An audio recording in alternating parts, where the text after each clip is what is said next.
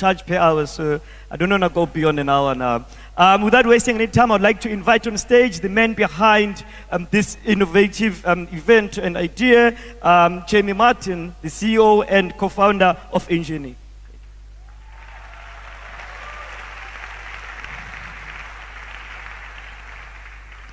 Over to you, man.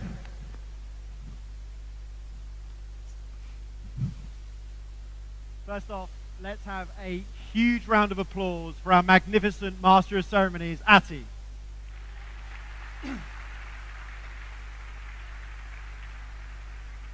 Also, a huge thank you to the University of Cape Town, not only for lending us their most precious asset for the evening, Ati, but also for lending us this stunning and historic hall.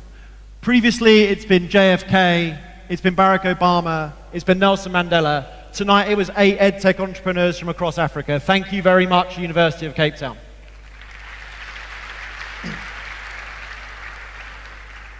It was just 6 months ago at an event here in Cape Town that we said we were going to start the first education technology dedicated incubator program on the African continent. We would never have got from there to tonight, where you've seen 8 teams here from 5 different countries, without some incredible partners. First and foremost, the Cape Innovation and Technology Initiative. We could not hope to have better co-founders than its visionary CEO, Ian Merrington, and his absolutely brilliant team. Let's have a huge round of applause for the Cape Innovation and Technology Initiative.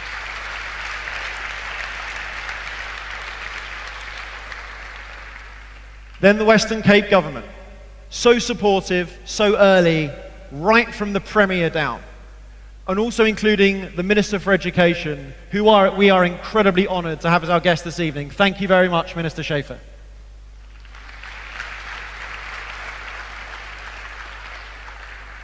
Then also the Michael and Susan Dell Foundation and the UBS Optimus Foundation. Without these partners, this program never gets off the ground. These teams never come to Cape Town, and their innovations never get scaled across this continent. So let's have a last cheer, a big round of applause for all of those partners.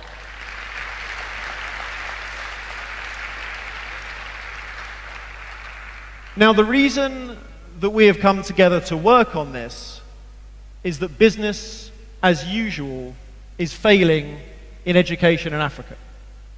It's failing here in South Africa. Failing the 58% of children who at age 9 can't read for meaning. Failing the 60% who leave high school without their matric. Failing those who pass and go on to university, but then find there's not a funding system that allows them to stay there. And failing the millions of unemployed adults who were let down the first time around by the education system, and then find there's no second chance. Now, if that's the failure in Africa's most industrialized economy, you can imagine the scale of the problem in countries that don't have the financial capital, the infrastructure, and the institutions that we've got here in South Africa. That looks like 30 million children across the continent who are out of school, 15 million of whom have never been to school.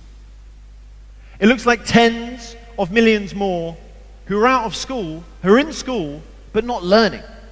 The silent victims of low teacher quality, subterranean expectations and accountability, and a failure of politicians to stand up to vested interests. Now, we are called Injini not just because education is the great engine of personal development, but because it can be the great engine of national development. And this education crisis is about to be given a fierce urgency by demographics. Because over the next 30 years, the population of this continent is going to double. 1 in 5 people in the world will be an African, and already 64% of people in Africa are aged under 25. Now, that is either going to be the great demographic dividend that delivers the economic growth we have all been waiting for, or it is going to be an unbearable strain on already fragile societies. And the difference is going to be education. Now, there are already some magnificent things going on to raise standards here and elsewhere in government schools. There is that most African of innovations, the low-cost private school. And all over this continent, there are teachers who are taking on the world and winning in their own classrooms. But the fierce urgency of that demographic challenge means that technology has got to be part of the solution. Because it is only technology that can take an early years data analytics app that's making a difference in Kailicha and rapidly expand it to Khartoum or Kigali. It's only technology that gives you the first ever feature phone-based adaptive learning platform, sees it succeed in Nairobi or Mombasa, and then watches it raise standards in an arc from Mozambique to Morocco. And it is certainly only technology that takes a bookstore founded to heal the wounds of a civil war in South Sudan, puts it online, and allows it to give the gift of knowledge from Sierra Leone to here in South Africa. Now, we are under no illusions that scaling these innovations across the continent is going to be anything but a long and a difficult journey. When it comes to education reform in Africa, no one does these things because they are easy, but because if something is important enough, you do it whatever the chances of success.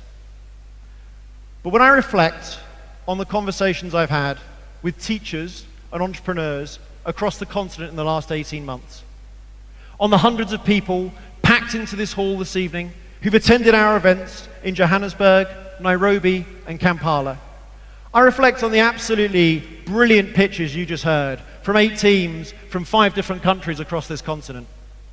I am not sure our chances of success are all that low. If we can just persuade investors that there is a business case as well as a moral case to putting money into education in Africa, just persuade corporations it is their shareholder responsibility as well as their social responsibility to raise standards in schools. Persuade those in government to get above the rules and the bureaucracy and take on the vested interests. Persuade teachers to raise above the contextual problems and inspire the children in their classroom. If all of us can get behind education, get behind these entrepreneurs as the engine of a continent's development, then the dream no longer be deferred, the potential can finally be realized, and this can be the century in which Africa begins to lead the world. Thank you very much.